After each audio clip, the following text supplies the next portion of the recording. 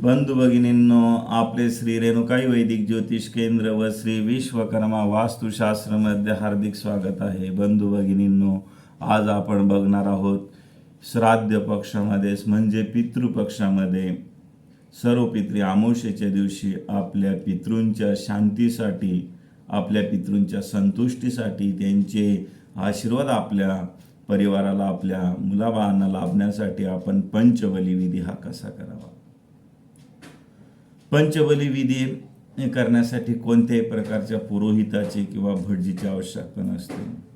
आपण आपल्या घरच्या घरी साध्या सोप्या पद्धतीने हा पंचबली विधी करू शकतो. या पंचबली विधीमध्ये 5 नैवेद्य असतात. तर हे कसे तयार करायचे? सर्वप्रथम 5 पळसाची पाने घ्यायची. पळस हा वृक्ष सर्वांच्या परिचयाचा आहे आणि आपल्या परिसरामध्ये पळसाची पाने ही सहज उपलब्ध होतात.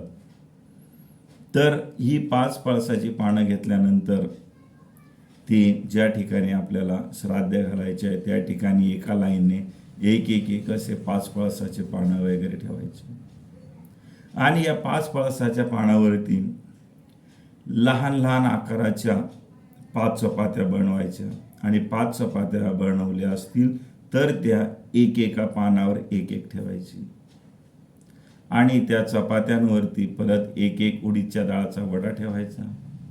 त्यानंतर एक चमचा खीर त्या 5 पानावर ठेवायची आणि आपल्या घरामध्ये जे जे पितृच्या श्राद्धासाठी पदार्थ बनवलेले असतील ते सर्व पदार्थ त्या 5ही पानांवरती चपाती, वडा, खीर आणि यांच्यासोबत वगैरे टाकायचे आणि अशा प्रकारे ते 5 नैवेद्य तयार झाले. तर या 5 नैवेद्यांना पंचबली असं म्हणतात. तर आता हे 5 नैवेद्य असतात, हे पंचबली असतात, हे कुणासाठी तयार केलेले असतात? तर बंधू भगिनींनो, आपल्या हिंदू शास्त्रामध्ये असं मानलं जातं की एखादी व्यक्ती मृत झाल्यानंतर तो 84 योनीमधून फिरत असतो आणि ह्या 84 लक्ष योनीमधून फिरत असताना तो नेमका कोणत्या योनीमध्ये गेलेला आहे आणि आता कोणत्या योनीमध्ये आहे, पुढे तो कोणत्या योनीमध्ये जाणार आहे याची कोणतीही कल्पना आपल्याला नसते. फक्त आपण शास्त्राने सांगितलं आहे त्याची मान्यता म्हणून आपण मानत असतो आणि आपण हे श्राद्ध कर्म करत असतो. तर मग हे जे 5 नैवेद्य असतात याच्यातला जो पहिला नैवेद्य असतो तो गोबली असतो. गो म्हणजे गाय. आपल्या हिंदू धर्मामध्ये गायीला पवित्र मानलं जातं आणि हा जो गोबली असतो हा गायीला द्यायचा असतो. कारण आपले जे पितृ आहे हे कदाचित एखाद्या पाळीव प्राण्याच्या योनीमध्ये गेलेले असतील.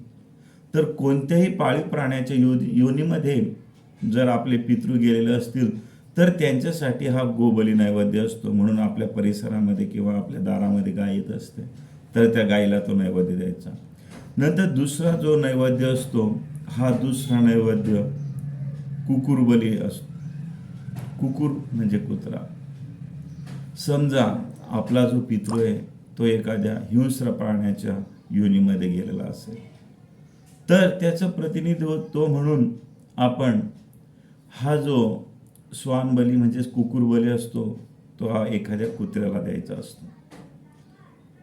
यानंतर जो तिसरा नैवेद्य असतो तो तिसरा नैवेद्य म्हणजे काकबली. काक म्हणजे कावळा, आपल्या सर्वांना माहिती आहे.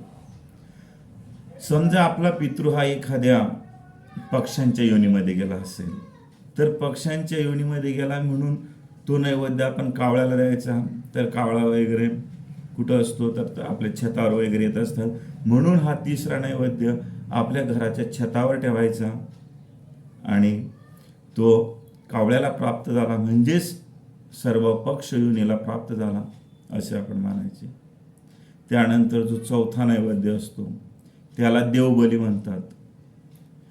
कदाचित आपले जे पितृ असतील हे खूप धार्मिक असतील, सद्गृहस्थ असतील, त्यामुळे कदाचित त्यांचा जो जन्म आहे तो देव योनीमध्ये सुद्धा झालेला असू शकतो. म्हणून आपल्या या पितृच्या शांतीसाठी हा देवबली तयार करायचा आणि तो आपल्या घरामध्ये जर एखादी कुमारिका मुलगी असेल तर तिला तो खायला द्यायचा, किंवा कुमारिका मुलगी नसेल तर तो नैवेद्य आपण गायीला सुद्धा देऊ शकतो. कारण गायीच्या पोटामध्ये 33 कोटी देव असतात, आपण आपल्या हिंदू शास्त्राप्रमाणे मानतो. म्हणून तो देवबली हा आपण गायीला देऊ शकतो. त्यानंतर 5वा जो बली असतो त्याला म्हणतात पिपीलिकादी बली. पिपीलिका म्हणजे मुंग्या.